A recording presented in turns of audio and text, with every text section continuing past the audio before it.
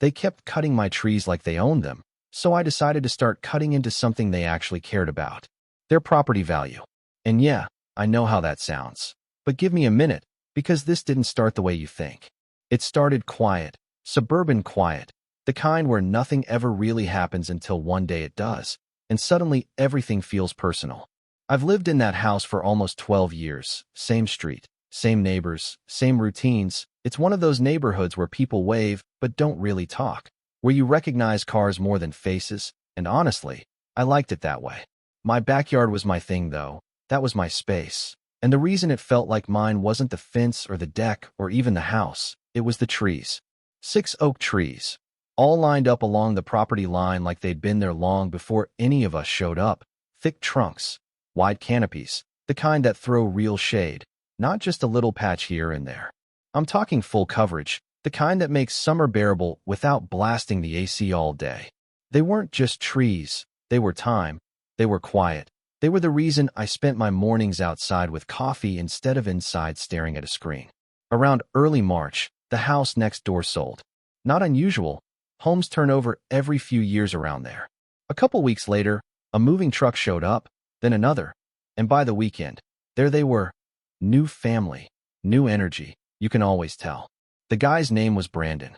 I didn't know that right away, of course, I learned it later, but at the time, he just seemed like the type. Mid-30s maybe, sharp haircut, always on his phone, moving like he had somewhere more important to be. His wife was quieter, polite smile, kept to herself. 2 kids, probably under 10, already kicking balls against the fence within the first hour of moving in. I gave them a wave that first day, just a neighborly thing. He nodded, quick, distracted, like I'd interrupted a thought. Not rude exactly, just not interested. And that was fine. I wasn't looking for friends. April rolled around, and that's when I started noticing something felt off. It wasn't obvious at first, just one of those things you can't quite place, like walking into a room and feeling like something's been moved. Then one morning, I'm out back with my coffee, same spot I always sit, and I notice the light hitting different, stronger, harsher somehow. I look up, and that's when I see it. One of the lower branches on the nearest oak, gone. Not broken, not hanging, gone. Clean cut. Now I've lived through enough storms to know what wind damage looks like. This wasn't that. This was deliberate. Someone had taken a saw to it. I stood there for a minute, just staring, trying to make sense of it, and then I started walking the fence line, slow, methodical, and the more I looked, the worse it got. Another branch missing. Then another, some of them thick too. Not something you just snap off or trim casually. We're talking chainsaw cuts. By the time I made it to the far end, I counted at least a dozen. And here's the thing that really got under my skin. It wasn't just the branches that hung over their yard, a few of those cuts. They were clearly on my side. Not even close to the line. That's when it stopped being confusing and started feeling intentional. I didn't storm over there, not right away. I went back inside, set my coffee down, tried to calm myself a little. Because there's always that moment where you think, maybe there's an explanation, maybe I'm missing something. But the more I thought about it, the less sense it made. So I walked over and knocked.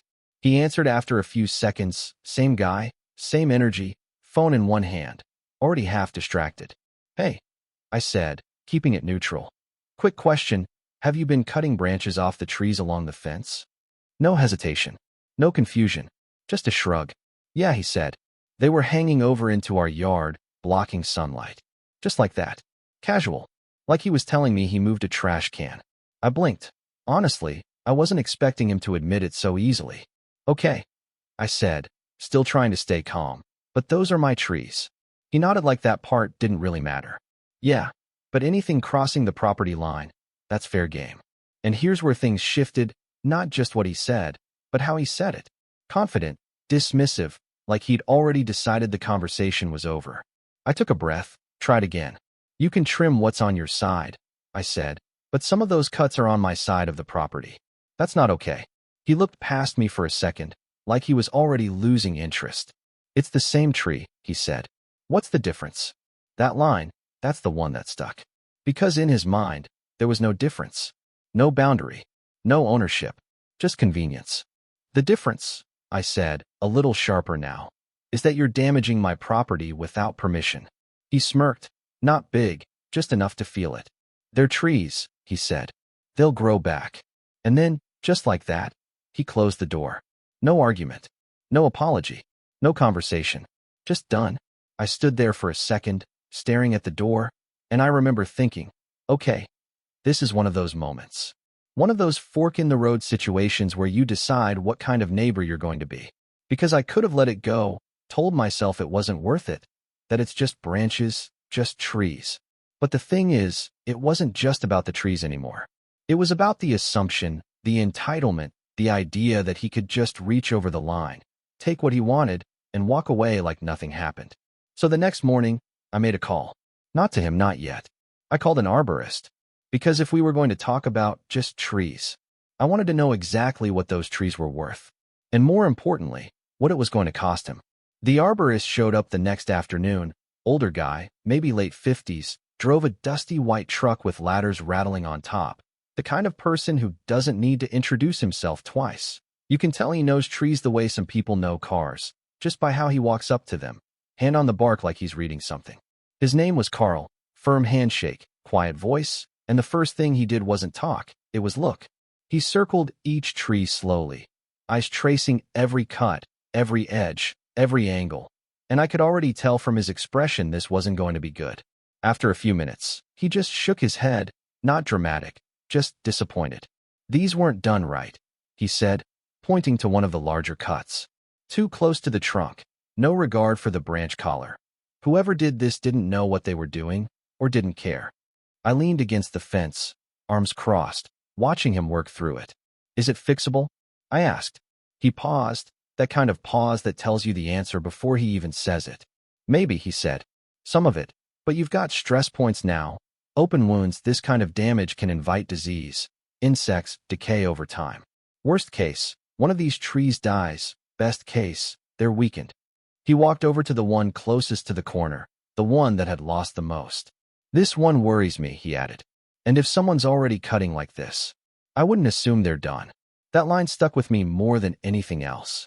I asked him for a full report, documentation, estimates, everything. He nodded, like he'd done this 100 times, probably had. Before he left, he gave me a rough number. If we need treatment, pruning correction, monitoring, you're looking at around $2,500, maybe more if things get worse. $2,500, because someone decided sunlight was more important than boundaries. That night, I sat at my kitchen table with his report in front of me, reading it twice, then a third time, making sure I understood every line. And I kept thinking about how easily this could have gone differently. One knock on my door, one conversation, that's all it would have taken. Instead, here we were. So I wrote him a letter. Not an angry one, not yet. Just facts. I explained the damage, included Carl's report, outlined the potential risks, and I asked for two things: cover the cost of treatment and stop touching my trees. Simple. Reasonable. I walked it over the next morning and left it in his mailbox. Then I waited. A day passed, nothing. Then 3. Then a week. No knock. No call. No note. 2 weeks later, I had my answer. It was early, barely past sunrise, that quiet hour where everything feels still, and then I heard it. A chainsaw.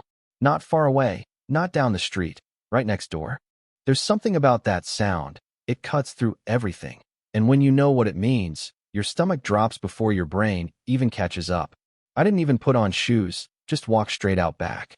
And there he was, Brandon, standing in his yard, chainsaw in hand, already halfway through one of my trees, not trimming this time, not just branches.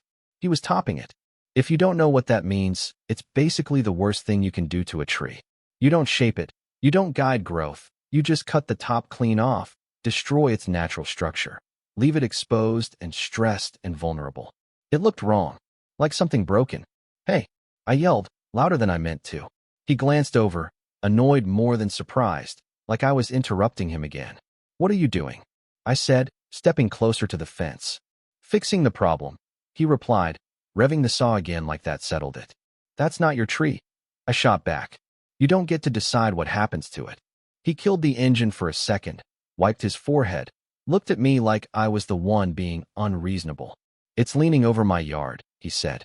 I'm dealing with it. You're destroying it, I said. That's not trimming, that's damage. He shrugged, actually shrugged.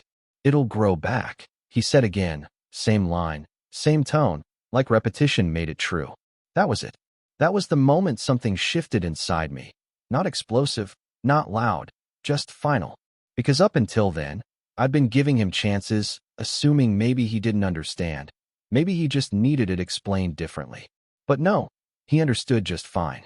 He just didn't care. I didn't argue anymore, didn't raise my voice, didn't threaten. I just stood there for a second, looking at what he'd done to that tree. The jagged top, the exposed wood, and then I turned around and walked back inside. And that's when I stopped trying to be a good neighbor. That same afternoon, I sat down at my computer and I started looking him up. Didn't take long. Full name, work history, everything laid out clean and polished like most people do online. And that's where it got interesting. He worked in real estate development. Not just worked, specialized. Renovations, property flips, short-term holds. Buy low, fix up, sell fast. And right there in his profile, almost like he was proud of it, a line that said he was currently working on a residential investment project. That house. Suddenly, everything made sense. The rush, the attitude, the way he treated the place like a project instead of a home. And more importantly, it gave me something I didn't have before. Leverage. Because if there's one thing people like him care about, it's margins. Profit. Numbers. And I realized, I didn't need to fight him over trees. I just needed to make his numbers hurt. So I started with the obvious. I filed a complaint with the city. Nothing dramatic, just documentation. Photos of the cuts, timestamps, Carl's report, and most importantly, proof that those trees were entirely on my property. A few days later, code enforcement showed up. I didn't even have to be there. I just watched from my window as they walked the yard, took measurements, asked questions. Brandon came out, trying to explain something, gesturing like he always did, confident, dismissive. That confidence didn't last long. Turns out, in our city, trees over a certain size are protected. Not just public ones, private property too. If they meet specific criteria, age, diameter, you need a permit to do any significant trimming or removal. He didn't have one. Not even close. By the end of that visit, he was looking a lot less sure of himself. A week later, I saw the notice. $1,500 fine. For the damage he'd already done. And here's the thing. That alone probably would have been enough for most people to stop. Take the hit, learn the lesson, move on. But Brandon wasn't most people. Because even after that, even after the fine, there was no apology, no acknowledgement, nothing. And that's when I realized this wasn't just about one bad decision. This was a pattern. So I kept digging. Property records are public. Not everyone knows that. But they are. Permits, past work, ownership history. It's all there if you know where to look. And the more I looked, the more things didn't add up. The previous owner had done work on the house. Quite a bit of it, actually. A deck out back, a finished basement, upgrades that made the listing more attractive. But here's the problem. None of it had permits. No approvals. No inspections. Nothing. And yet, when Brandon bought the house, those exact features were highlighted in the listing. Selling points. Which meant one thing. He was planning to flip the house, using improvements that technically didn't exist. I leaned back in my chair that night, staring at the screen, and I remember thinking, you could let this go. You've already made your point. But then I thought about that chainsaw, that sound in the morning, the way he didn't even hesitate. And I decided no. If he wanted to play loose with rules, then we were going to play by them. All of them. So I filed another report. This time, with building inspection. And that's when things really started to unravel for him. The inspector showed up on a gray Tuesday morning. One of those quiet, overcast days where everything feels slower, heavier, like something's about to happen but hasn't yet. I remember standing at my kitchen window again, coffee in hand, same spot as always, watching it unfold like I wasn't even part of it, even though I knew exactly why he was there. Brandon came outside about a minute later, phone already in his hand, pacing a little, talking fast, trying to get ahead of whatever this was. You could see it in his body language, that shift from confidence to calculation, like he was trying to figure out how to talk his way out of something before he even knew what it was. The inspector didn't rush, clipboard, calm, methodical, walked the perimeter first, then the deck, then inside. That part took longer. A lot longer. Hours, actually. And the whole time, I just waited. Not in a dramatic way, just quiet, letting it play out. Because by then, I understood something I didn't at the beginning. This wasn't about revenge in the loud, explosive sense. It was quieter than that. It was about consequences, about letting things catch up. Around early afternoon, the inspector came back out, and even from across the yard, I could tell. This was bad. They stood there talking for a while, Brandon nodding, then shaking his head, then running a hand through his hair, the kind of gestures people make when they're realizing the situation is bigger than they thought. Later that week, the official notice went up. Multiple violations. Unpermitted electrical work, plumbing that didn't meet code, the deck structure unsafe, and the basement, that one was the kicker. The windows didn't meet egress requirements, which meant legally, it couldn't even be counted as a livable space. Everything that made that house valuable suddenly wasn't. And here's the part that hit hardest for him. None of it could be ignored. Not if he wanted to sell. To bring the house up to code, he had to tear things out, rebuild, rewire, reinspect, permits, labor, materials, time. A lot of time. And a lot of money. I didn't have exact numbers, but you don't need to be an expert to do rough math. We're talking tens of thousands. Easy. All because someone decided rules didn't apply to them. Weeks passed, and the energy next door completely changed. The noise didn't stop, but it was different now. Less careless, more forced. Contractors coming in and out, materials stacked everywhere, sections of the yard torn up, rebuilt, inspected again. And Brandon, he looked different too. More tired, less sharp. The phone calls didn't sound as confident anymore. More defensive, more tense. Like every conversation was a negotiation, he wasn't winning. We didn't talk. Not once. Not after that morning with the chainsaw. And honestly, I preferred it that way. But I wasn't done. Because while all of that was happening, I still had those trees. Still had the damage, the risk, the report sitting on my desk. So I filed in small claims court. Nothing complicated, just the maximum allowed, $10,000, backed by everything I had. Photos, timelines, Carl's assessment, documentation of the improper cuts, the topping, all of it. The hearing was scheduled about a month later. Small courtroom. Nothing fancy, just a judge, a few cases ahead of ours, people sitting quietly waiting their turn. When we were called up, it was the first time I'd stood in the same space as him since everything started. He avoided eye contact at first, then glanced over, just briefly.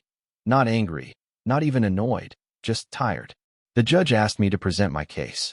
So I did. I kept it simple. Walked through the timeline, showed the photos, explained the arborist's findings, the risks, the costs, why the damage mattered. I didn't exaggerate, didn't dramatize, just facts.